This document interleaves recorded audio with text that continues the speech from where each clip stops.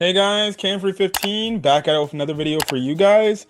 Back with another episode review of My Status as Assassin Obviously Exceeds the Hero. As we kind of get a setup episode into what's going to happen next week, as we try to see our boy Akira, our Akira, try to save his elf girl, his elf girl, so Amelia. So last episode, we see how Akira obviously had his rage out moment, and we see him pass out now. We do see how Knight comes as like, oh crap, he's not doing good. Like his reserves are so low that it may potentially kill him, right? But all of a sudden, it was interesting, right? So automatically, like his shadow magic retracts, right? And the shadow magic legitimately heals him to restore his mana and heal any battle damage he's taken. And it's like, and Knight's like, the fuck is this? Dude, I don't know what the hell, but that is interesting to say the least. Interesting to say the least, right? So you have it to where Knight ends up taking him back to the one dude's house, right? That's been building or doing his weapons to refix them, right? So basically, Knight he wakes up. Knight is like, oh well, good, you've woken up now. Akira's like, wait, how long has it been since I've been out? And she's like, oh well, it's been about a day. And he's like, what the hell? And yeah, and that's when Knight's like, yeah, like you are literally on the brink of death, and then all of a sudden it's like your magic like basically healed it for you. Like the shadow magic within you healed you, and made it to where you got restored your mana and everything. And it's like, and he's like, what the hell? So I don't know what's up with that. That's definitely interesting to say the least, right? So he's leaving, right? Because he's got to hurry, because he wants to hurry to try to save Amelia. Now, dude is like, look, dude, where do you think you're going? He's like, look, I'm trying to go save my friend, right? She's very important to me, right? So essentially, dude's like, well, okay, fine. Well, you can't really do that without a weapon. And he gives him a weapon. So the sword he split into two different blades because he feels like that will help Akira fight better. Albeit he does make the mention like, yeah, clearly the way you fought and the fact that you were knocked out for a day, it clearly shows me that no, you're not really that combat adept. So that's the whole thing. But he does wish him well. He does say, look, you don't need to do anything. I covered it all for you. You're good. And he basically is like, look, man, just be careful out there. But it seems like this dude's on a good note and he wishes him well. So, look, it was pretty cool, right? It was pretty cool. He also does give him a ring that basically shows him the location of something he desires or something that he wants. So obviously his desire is to go save Amelia. The ring basically points him in the direction where he needs to go. And again, we know she's in the labyrinth. Now, we do cut over to Amelia. I guess this demon's been using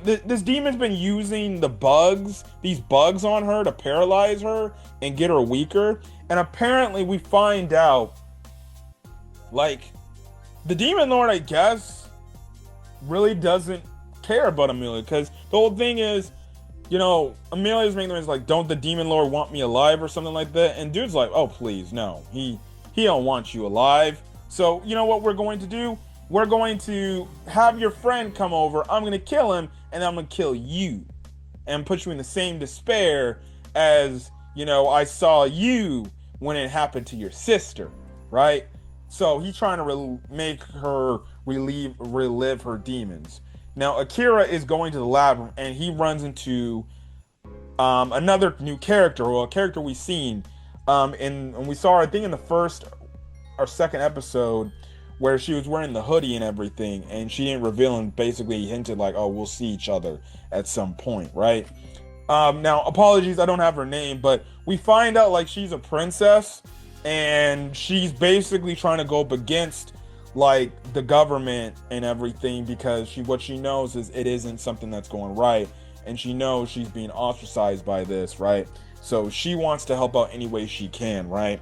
So I guess this is another party member of it, right? So they go into the labyrinth, but the thing is, where Amelia's being held, they have to get through so many floors, which means there's so many monsters.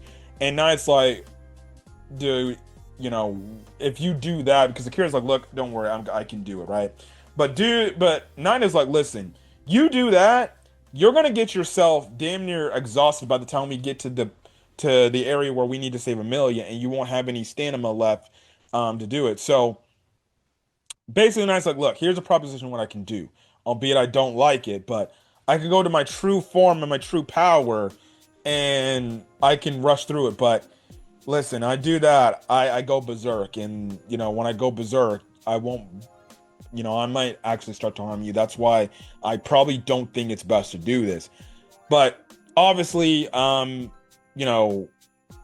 like, well, we have no other option. If you want me to conserve my strength, that's the case. And he does tell her, like, look, man. He's like, hey, just believe in me and everything. So she does this. She goes into like a Cerebrus type of form, right? Night does. And is charging through and kind of going berserk, but you have it to where Akira speaks to her and is like, hey, Night, you're there? And eventually Night gets her bearings for a bit. On the outside, it still looks like a freaking monster of a creature, right? But due to Akira talking with her through the labyrinth, it kept her in the right mindset. Didn't make it to where she fully loses control of herself. And yeah, they managed to get to it. So they get to the bottom floor. They get to the area where he's holding Amelia's being held captive. And obviously the demon's like, well, finally you've joined the party. It's time to beat you for basically what and make your friend's life a living hell, right? So, that's the whole thing, right? So basically this is when they start their fight. And Knight can't do much of anything because she's exhausted all of her abilities, so she can't help Akira in this fight. Now, we do see our new character put on a barrier for him to keep him protected, right? Because we do see later, Akira is fighting this dude, and this dude's getting the upper hand on him because, again, Akira's not that combat adept, in combat, and the dude's getting the better of him, and because of him getting the better of him, essentially, it's making it to where,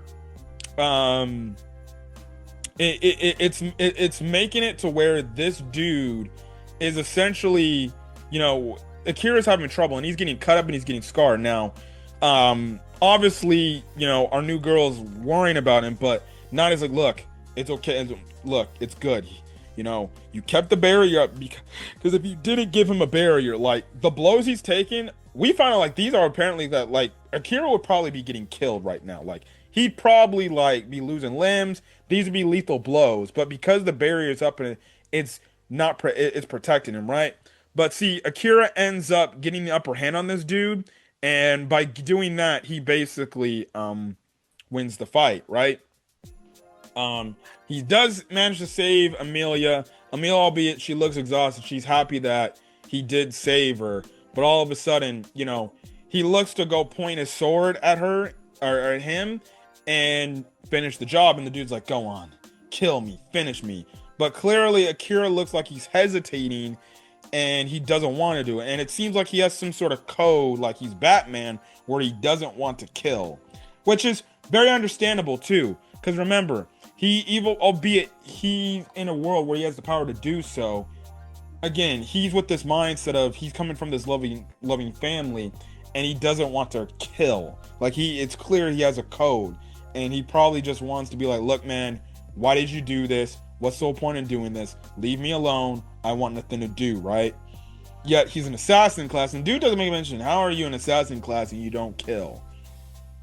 And kind of because of the hesitation, it then leads another member of the Demon Lord's army to show up, who's even a stronger level than this current dude Akira fought, and essentially looks like he's going to get involved in the fight and everything. But really damn great episode. The fight was pretty crazy. What we see here was intense, and I don't know what's going to happen next, man, but it's not looking good for our boy Akira. But we'll definitely see. But if you guys like the video, leave a like, put in the comment section your thoughts, hit that subscribe button if you want to get more my assassin, or any other anime content I upload to the channel. But till then, guys, catch you guys next video, and I will see you guys later. Peace.